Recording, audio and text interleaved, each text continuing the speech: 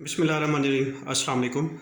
आज हम ignition coils की कैपेसिटी और लीकेज टेस्टिंग करने जा रहे हैं। उसके लिए हम एक स्मॉल सा सेटअप यूज़ कर रहे हैं जिसमें एक बिल्कुल ही इनलाइन सिंपल सा टेस्टर है जिसको हम इनलाइन स्पार्क टेस्टर कहते हैं। ये इस तरह का एक टेस्टर है जिसको हम ये इग्निशन कॉइल की साइड पे इंसर्ट कर देते हैं और ये जो इसकी केबल है इसको इंजन के ग्राउंड के साथ अटैच कर देते हैं।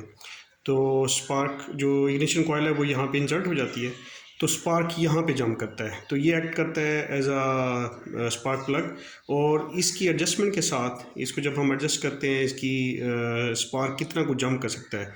तो बड़े इंजन के लिए इसके लिए स्केल दिया हुआ है यहाँ पे, जो आपके शायद नज़र नहीं आ रहा होगा ये, और स्मॉल इंजन के लिए ये स्केल है और लार्ज इंजन के लिए ये स्केल है। तो इसमें मैक्सिमम स्पार्क को आप चेक करते हैं कि कितना कुछ जंप कर सकता है।